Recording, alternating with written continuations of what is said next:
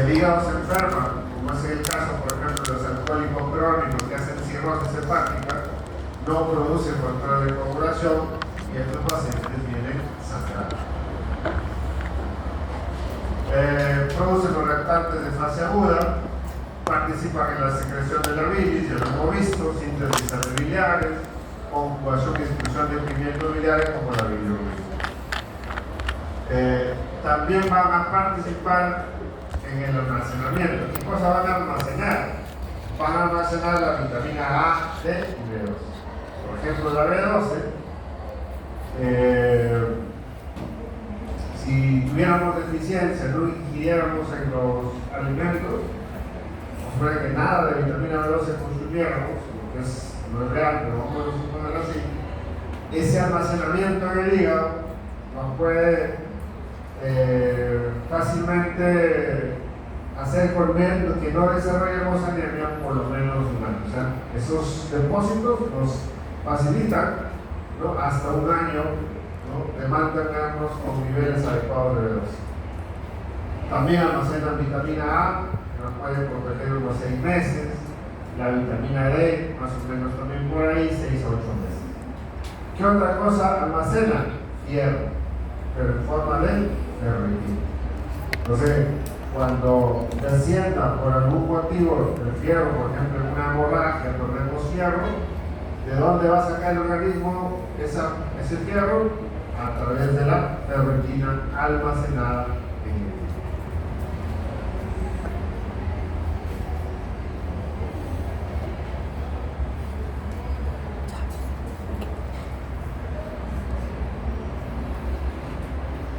También participa en la detoxificación en los lobulillos hepáticos. Existen unas células, las células de Kupffer, que son macrófagos, en realidad muy parecidos a los macrófagos especializados, en que evitan que cualquier sustancia extraña o bacterias ingresen al hígado. Tienen esa capacidad de fagocitar. Alteración química de moléculas.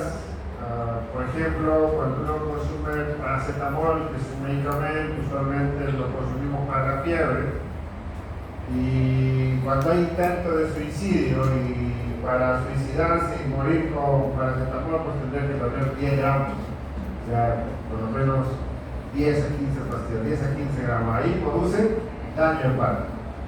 Por ejemplo, a ese nivel, cuando hay grandes cantidades de paracetamol, el paracetamol en sí, como sustancia, no hace daño, sino son los metabolitos que produce el hígado cuando uno ingiere paracetamol. Son los metabolitos que son los hepatotóxicos. Producción de urea. La urea es producto del metabolismo de las proteínas. Las proteínas se degradan a aminoácidos, los aminoácidos van a pasar urea. Entonces, el hígado es el principal órgano que va a formar urea. Y lo forma y luego lo elimina por orina.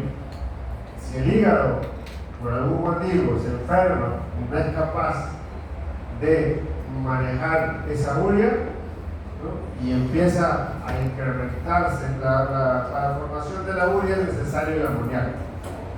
Entonces, si pierde esa capacidad de formar urea, lo que va a aumentar en sangre es el amoníaco, y eso nos vaya a dar trastorno de sensorio, eso se llama encefalopatía hepática. Excreción de moléculas en la bilis, va a participar en el metabolismo del carbohidrato. ¿Cuál es la principal función del hígado? Almacena glucógeno para la etapa en la cual no consumimos alimentos, por ejemplo en la noche. La mayoría de repente come 2 veces o 3 veces al día, su última comida será 8 o 9 de la noche. De ahí por lo menos tenga ayuno 10 a 12 horas. Entonces, en esas 10 o 12 horas que no comemos alimento, en el día no hay mucho problema porque por lo menos estamos comiendo 3 veces al día. En la noche no comemos alimento.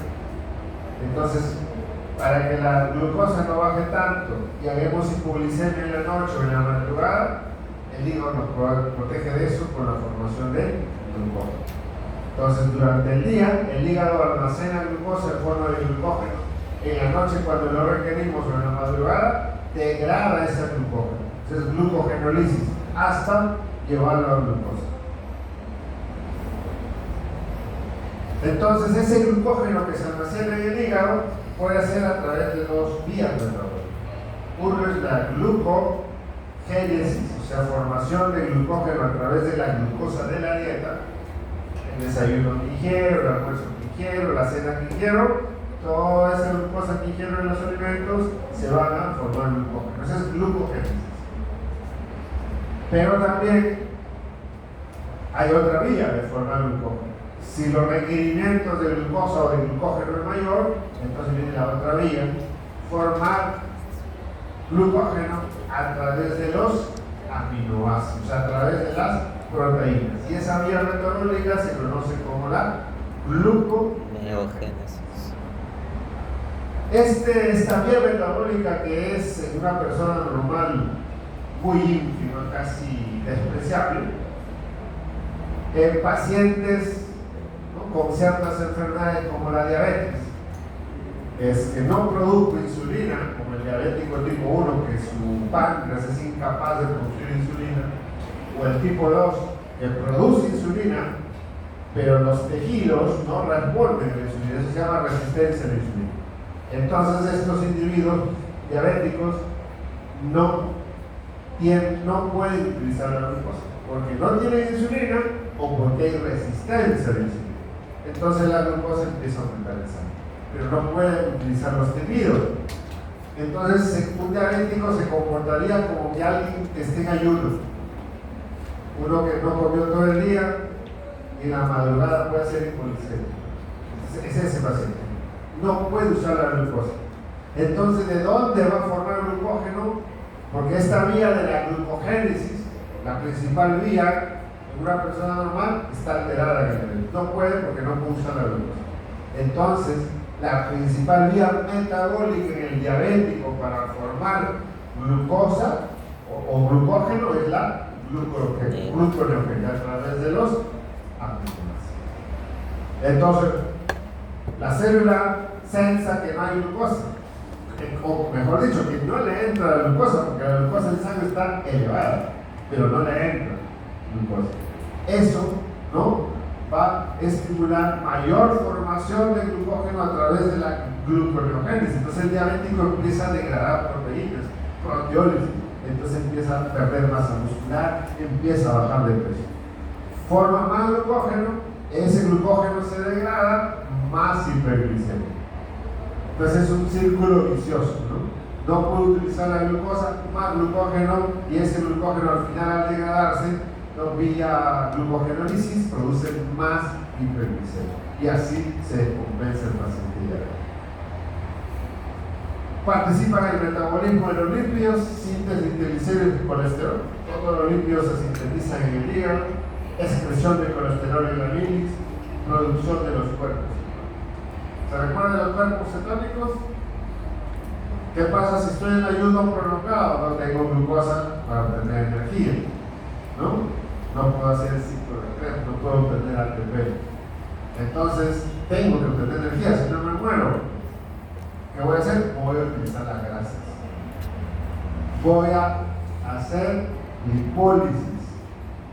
Y a través del proceso metabólico de la beta-oxidación de los ácidos grasos, genero ATP, pero genero como producto final cuerpos cetónicos.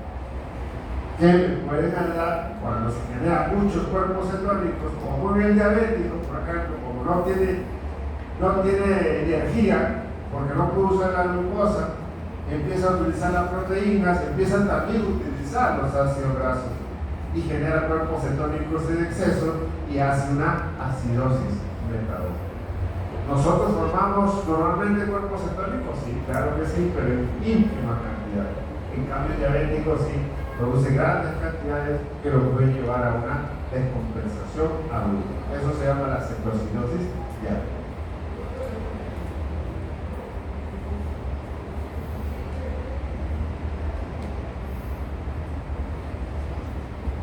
El hígado tiene doble irrigación,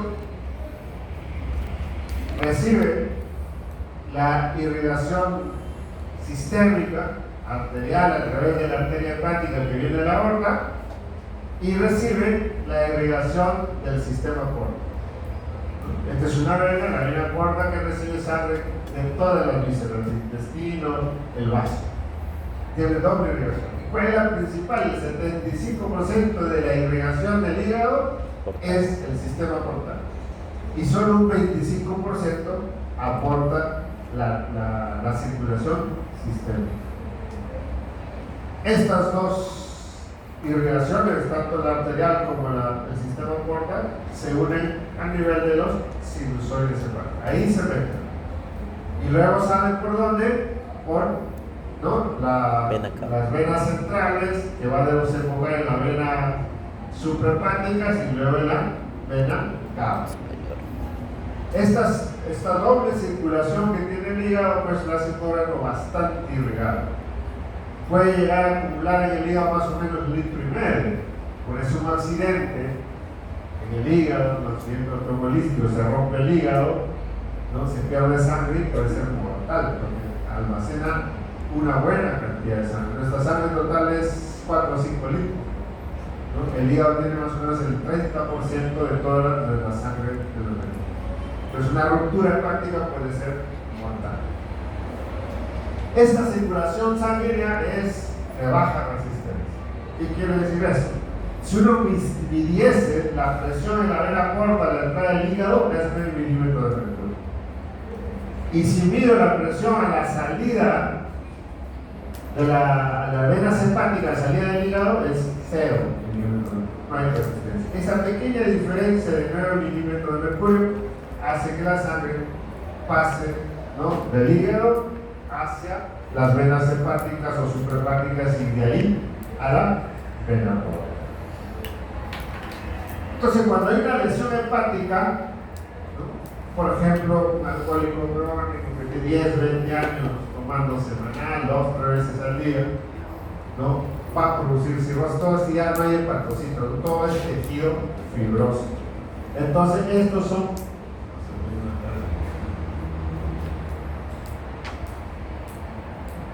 acá mejor, miren.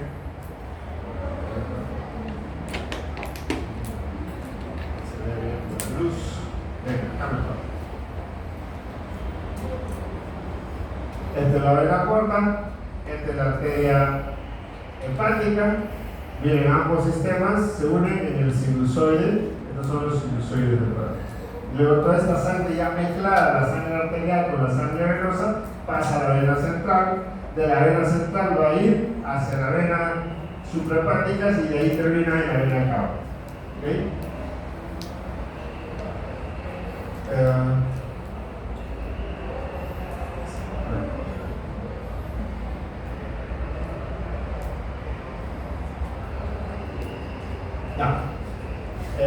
Entonces estaba hablando del cirrótico, ¿no?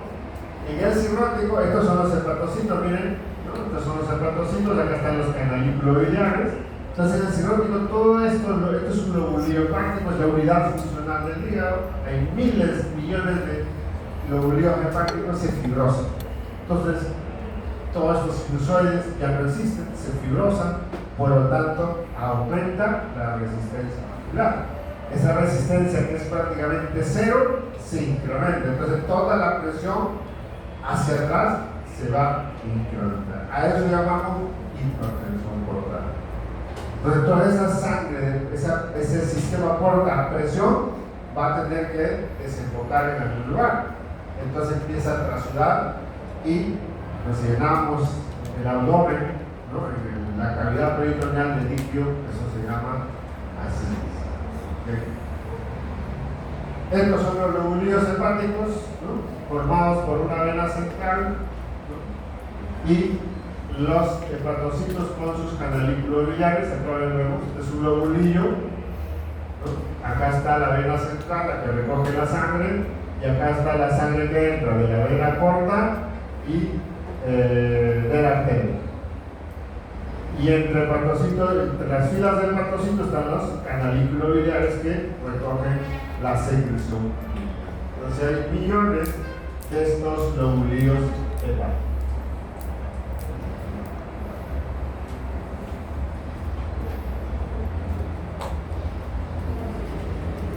Entonces decíamos, una de las soluciones del hígado es la presión de la bilirrubina. ¿De dónde viene la bilirrubina? Del metabolismo de los hematíes. Se destruyen los hematíes, se hace una hemólisis, ¿no? Se libera hemoglobina. La hemoglobina es una proteína, finalmente se convierte en aminoácidos, y el hemo, ¿no?, se va a convertir en bilirrubina. Entonces la bilirrubina indirecta, ¿no?, es producto del metabolismo del grupo A. La indirecta es hidrosoluble, no es hidrosoluble, por lo tanto no puede ser transportada en la sangre, tiene que unirse entonces a la albúmina.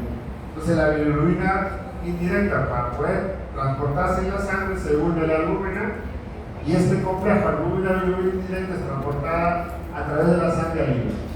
Ingresa como bilirrubina indirecta, y en el hígado hay una enzima, la glucuroniltransferasa, transforma la bilirrubina indirecta en bilirrubina directa. Esta bilirrubina directa es excretada a los canalículos biliares. La mayor parte se va a los canalículos biliares y al duodeno. Una parte se va a reabsorber o va a regresar al plano.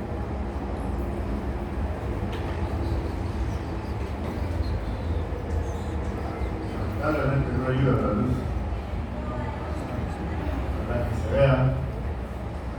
Bien, acá están los hematíes, se destruyen por los macrófagos, por el sistema retículo endotelial, y se libera la bilirrubina indirecta, que va a ir unida a la albúmina hacia el hígado. El hígado se va a conjugar, se convierte en bilirrubina directa y se elimina a través de los canalículos hacia la segunda porción del duodeno como bilirrubina directa. Y ya en el intestino, sobre todo a nivel del ilio, el ilio distal y colon sufre la acción de las bacterias, y esa bilirrubina directa se va a convertir en urobilinógeno. ¿Okay? Y se elimina ese urobilinógeno a nivel distal, ya en las heces se convierte en estercobilina. Se queda la coloración, ¿no?, verdosa, amarillenta las heces. Pero, como sabemos, existe la circulación interhepática. Entonces, este urobilinógeno formado en el ilio y en el colon, ¿no?, se reabsorbe por el sistema venoso porta y nuevamente regresan al hígado. ¿Ok? Pero una parte, ¿no?, una parte va, este urobilinógeno es hidrosoluble, así que eso puede ser eliminado por riñón o la orina, ¿no? Ese urobilinógeno a nivel de los riñones se va a transformar en urobilina y queda el color, ¿no?, amarillento de la orina. Entonces, cuando hay un proceso obstructivo, ¿no?, por ejemplo, un cálculo aquí en el colédomo distal, la bilirrubina directa se va a almacenar, no se va a hacer aquí al duodeno, y toda esa bilirrubina que está almacenada aquí empieza a pasar a la circulación sanguínea. Entonces aumenta la bilirrubina directa en sangre. La bilirrubina directa sí es hidrosoluble, ¿no? Esa bilirrubina directa entonces va a pasar en sangre, esa se va a eliminar por orina y da la coloración amarillenta de la orina. Eso se llama columna. Estoy hablando de un proceso ya patológico. Jarabe, color jarabe. Es un color exagerado, pues, ¿no? Sí, la orina es amarillenta gracias a la urobilina, pero cuando hay una obstrucción y aumenta ya la bilirrubina directa, ya el color es bien intenso, casi como una Coca-Cola, digamos, ¿no?, más o menos. Eso se llama color, y el paciente va a decir pues que su ropa interior se tiñe de amarillo. Y como la bilirrubina directa va a estar obstruida aquí, no llega aquí, no se forma el urobilinógeno, no se forma la estercobilina, así que las heces van a ser decoloradas. A eso se llama acolia, cuando es completamente, que nunca es blanco, no es blanco, es cremoso, ¿no? O decolorada, eso se llama hipocolia. Entonces eso pasa cuando se incrementa la bilirrubina directa por un proceso obstructivo. En cambio, si hay una destrucción masiva de los hematíes por una enfermedad, por ejemplo, anemia hemolítica autoinmune, en el cual hay autoanticuerpos contra el hematíes, destruye el hematíes, aumenta la hemólisis, aumenta la bilirrubina indirecta. Esa bilirrubina indirecta va a llegar al hígado, la conjuga, se convierte en bilirrubina directa y la elimina. Pero es tanta la carga de bilirrubina indirecta que sobrepasa pues la capacidad de conjugación del hígado, entonces va a quedar en la sangre, ¿no?, bilirrubina indirecta incrementada. Esa bilirrubina indirecta no es hidrosoluble, por lo tanto no se va a eliminar con la orina. Entonces, en una hemólisis, da ictericia, sí da ictericia, coloración amarillenta de los ojos, de la mucosa oral, pero no hay colurio. Esa es una diferencia clínica importante entre una ictericia predominio de bilirrubina directa, como es el caso de la obstrucción del coledo que les mencionaba, entre una ictericia por hemólisis. En la ictericia por obstrucción por bilirrubina directa hay coluria y apolia. En cambio, cuando la ictericia es por hemólisis, por bilirrubina indirecta, no habrá coluria ni habrá alcohol. Eso lo que va a haber es anemia, porque destruyen los glóbulos rojos.